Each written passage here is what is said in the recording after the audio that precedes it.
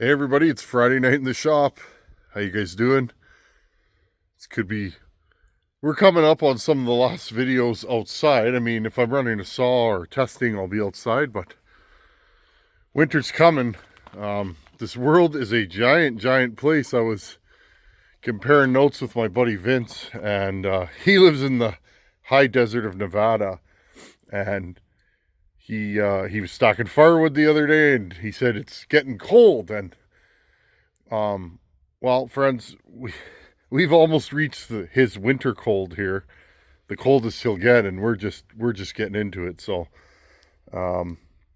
it was like -4 Celsius this morning, so like into the 20s Fahrenheit, and yeah, it's not cold yet, but it's getting there. So anyhow, friends, I'm kind of at a standstill here. Let's check out, well, and my thoughts.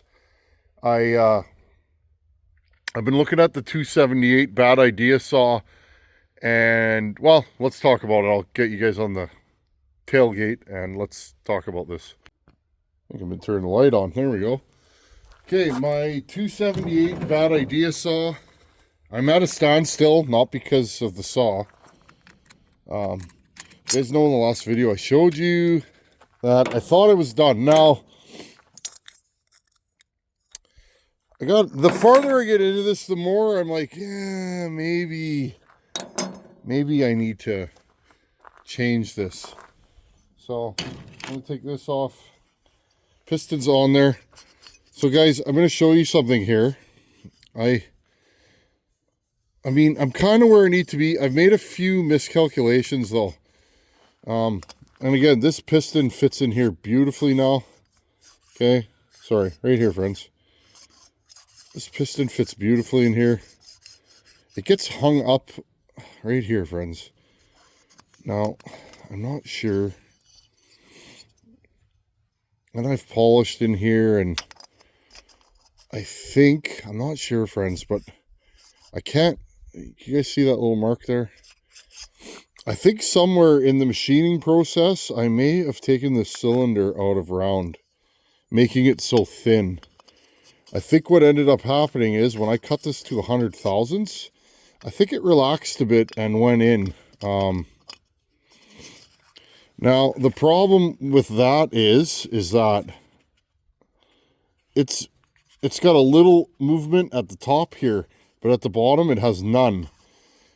I can't taper this in a way that it'll fit tight at the top and loose at the bottom. It has to be concentric. See how it's kind of stuck there?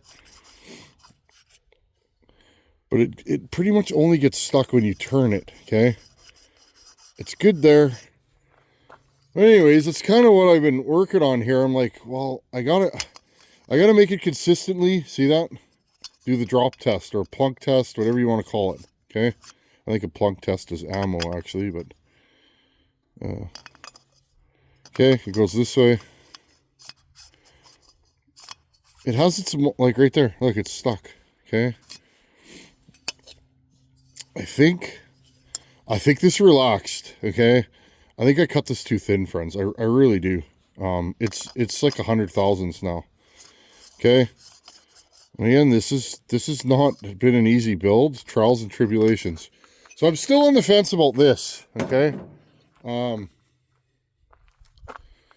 Another thing, friends, this piston goes down to about, let's see, show you guys this. This piston goes down to about here, okay? See that? It protrudes past, let's see if we can, it protrudes past the bottom skirt. Now, I think what's happening when it does protrude, see, if I hold it in the center, it never gets stuck until I let it go. So either my cylinder is out around or I've cut the skirt too short. Now, we know I did. And my idea was I machined a nice taper. Can you guys see that? All the way around, and it's smooth as glass to kind of guide this in and out. But because I've cut this so short, it's not overly supported, okay? This piston's very short now. It's very light, it's very short.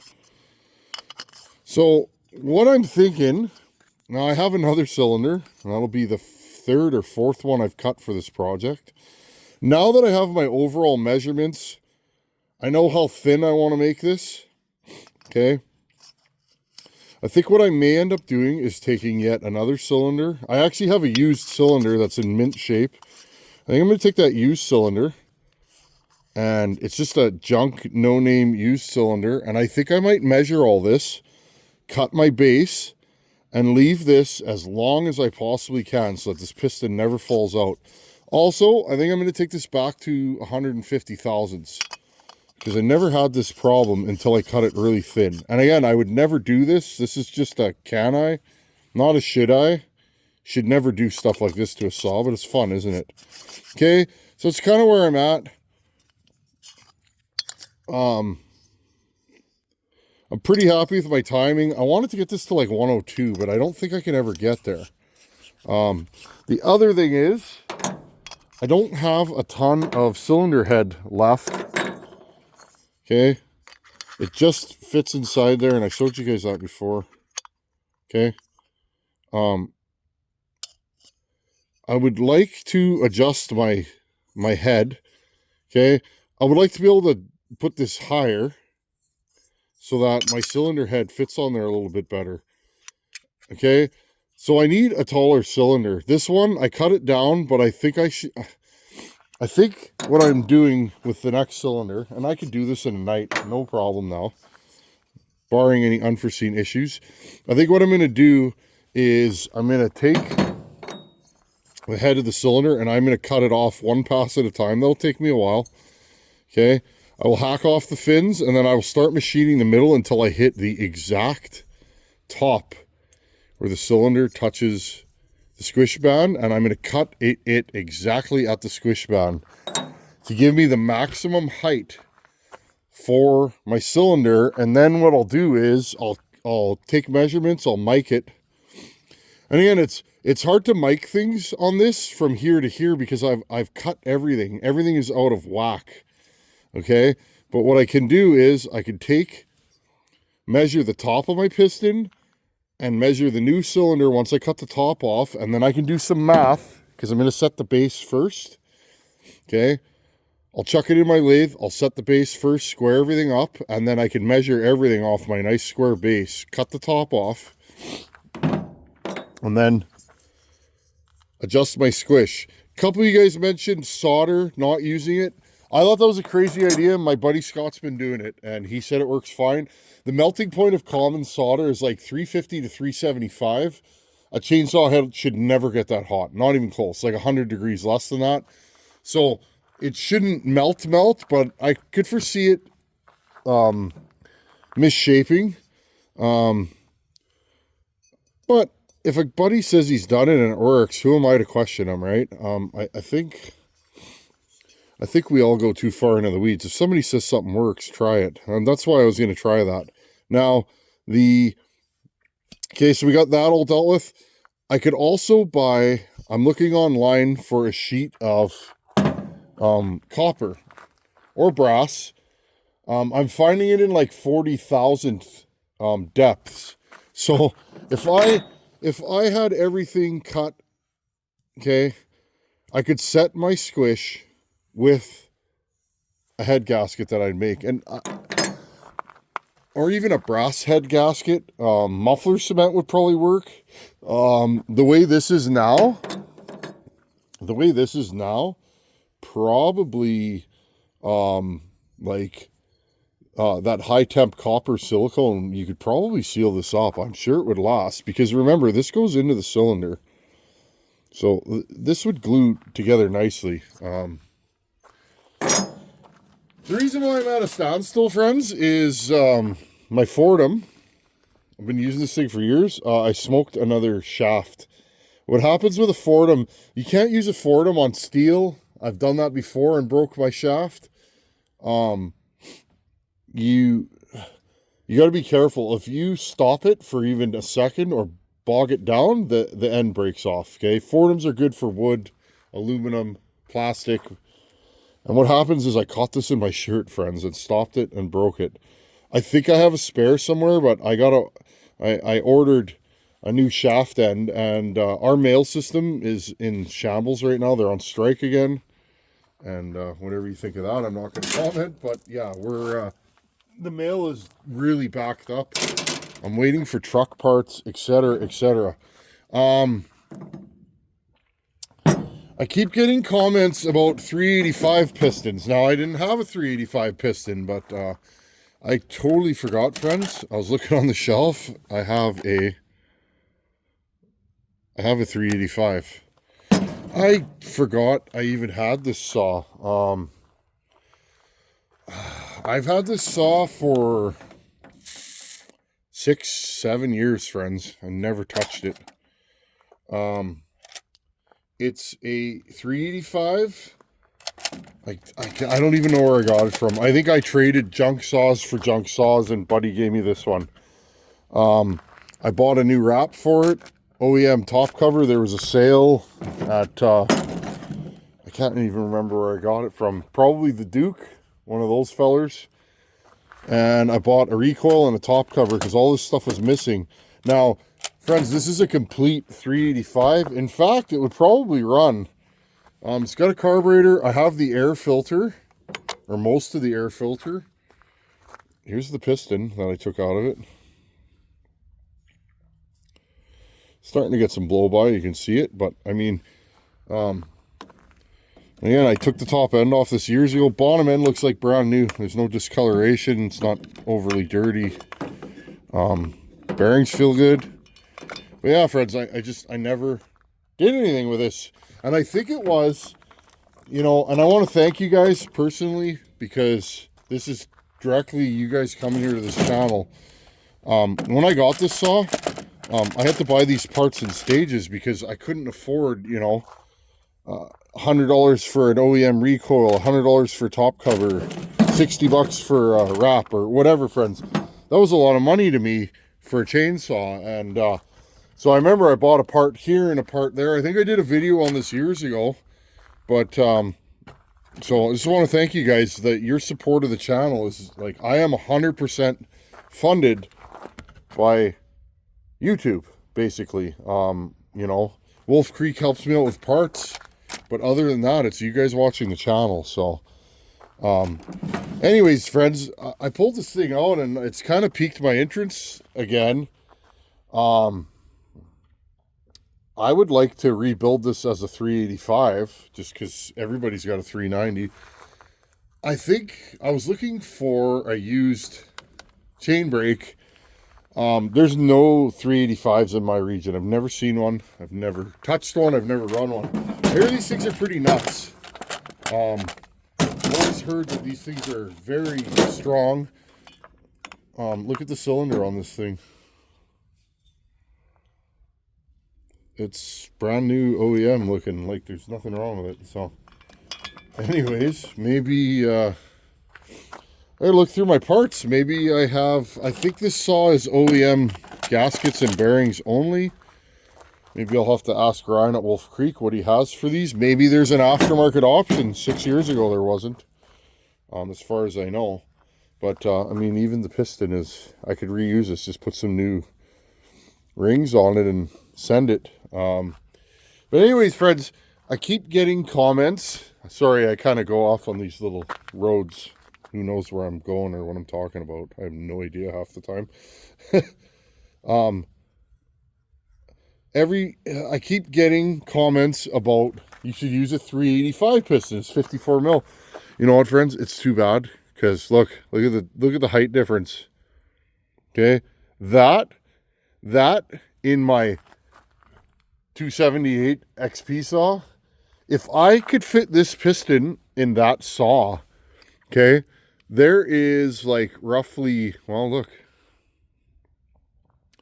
there's 250 thousandths difference, which means, oh, sorry, friends, I wouldn't have had to cut the top off because I probably could have machined all that off the base, and the taller crown of the piston will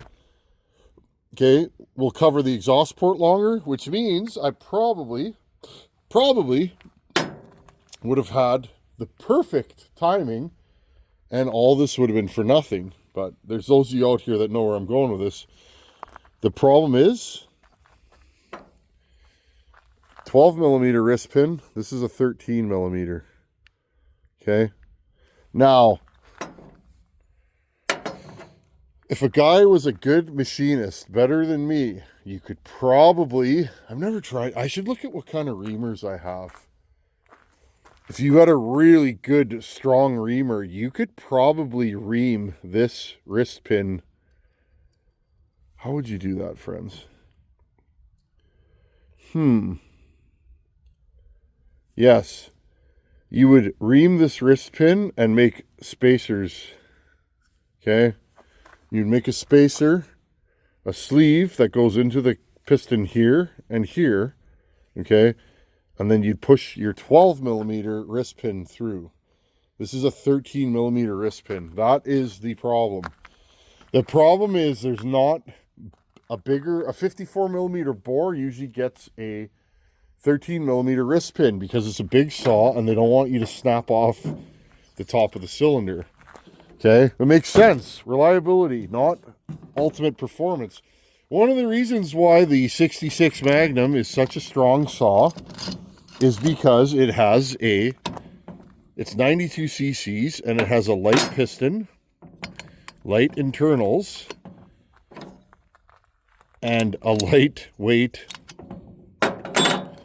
54 millimeter piston with a 12 millimeter wrist pin. All those ounces and grams add up. So that's where I'm kind of at with this. So I'm waiting for Fordham tooling, but I think likely, friends, in the meantime, I'm going to attempt to make another cylinder. I have too many little issues that I've created. And again, I've never done this before. I'm not a machinist, but I feel like I've created a lot of little issues with this saw. Stuff that I'm now trying to work around, and I feel like if I make yet another cylinder, even if it's just a mock-up cylinder, perhaps I can fix that problem. Because, friends, what I think is going to happen in this saw, I think that piston's going to rock at the bottom or hit that tight spot or rock enough that it gets tight, and I think I'm going to literally seize this thing at bottom dead center on the way up. And because this thing's going to be ported and I'm going to tune it lean and mean and I'm going to pipe it, this thing's going to run at some serious RPM, and I feel like I'm going to blow this saw up. When you're building saws, friends, even a stock saw, if you have any hesitation about anything, like this piston just doesn't feel right in here, that's usually the saw that's going to blow up. I've never turfed a saw that I put together and it was perfect. You know what I mean? It's always the ones where you're like, it's good enough. It's good enough. Tell you what, friends, good enough ain't good at, up and down how many times every second, hundreds of times a second, 14,000 RPM. Things lock up real fast. So, now I feel like doing something. Like, it would be fun to build this and the 66 Magnum kind of at the same time because they're similar. I think this is a little bit of a lighter saw. It feels lighter. Again, it doesn't have a muffler on it. It's missing a few little parts, but this would be a nice saw for me. I know it's not an 86er. Those are all the rage. I'm going to build an 86er one of these days. I have all the parts to do it. I have a 390 cylinder, which I can put on this saw. But, yeah, friends. Anyhow, that's what happens. Sometimes you break things, and I'm waiting for truck parts for the Ram. Glad you guys enjoyed the comparison between the two trucks. It was just, hey, I got these in my driveway. Really, friends, this F-250, this old girl right here, this is still a comparable truck, and I hope I don't know if I made my point well in the video. This truck will still do work, and it'll still impress you, okay? These things are tough as nails, and they will do work. But they just won't do it fast. That Ram is a serious piece of machinery. It performs at a level that I'm not used to. I've never had that much power and torque, so... But I mean, these things are great, friends. They really are. They're an easy truck to live with. They're They're modern enough that you don't feel like you're driving a shopping cart, but they're old enough that they have character. So I'm glad you guys enjoyed that video. I like making content like that. It doesn't get views, but I don't know. I enjoy it. It's fun. I like trucks, and I always like to throw truck videos in here from time to time. So anyhow, friends, that's where we're at. We're kind of at a standstill. I'm waiting for parts. Ordered a couple of these. The first one lasted me 5 years, and the second one, well, I bought that. I broke my Fordham last time before bucking stock this spring, so I didn't even get a year out of that one. It would have lasted forever, except for, well, I caught it in my shirt, so. Anyhow, friends, thanks for hanging out. This thing, we'll get it done when it gets done. I've been working on a little here, a little there. Once I get all these little odds and ends figured out, this is an easy build for me. We'll do a bottom end. We'll go through the oil pump. I'll dig through my parts stash and find a clutch and all that stuff. It really won't be much of a deal to build this saw. And again, maybe, well, I'll go through my parts and see what I have for this. Maybe we'll give this thing a go. It's a heck of a nice looking saw, isn't it? And I've never run one. There's not a lot of saws that I haven't run now, you know, of this kind of thing, but yeah, this might be a nice saw to live with. This would be a great bucking saw. It's the right weight for me. It's not too heavy, and I'm sure we can make this thing an absolute monster, especially 85 cc's. That's a really good weight class to be punching at. Oh, and I guess I need these covers here. Oh, I don't care if she's a little turdy. I got nothing into this saw, and I mean, it's been sitting on the shelf for 6-7 years, and it's like, I know a lot of you guys would be like, man, would I love to have that on my shelf. So I'm grateful that this is just something I found today. Anyhow, friends, thanks for watching. Take her easy, and I just wanted to jump in and say, hey, it's Friday night on the tailgate. We're gonna start getting ready for winter. I got to reconfigure my shop. I got to put my Harley away. Got lots going on, so we'll be in and out, and you guys know the deal. Thanks for watching. Take her easy. I'll see you guys in a couple days. Later.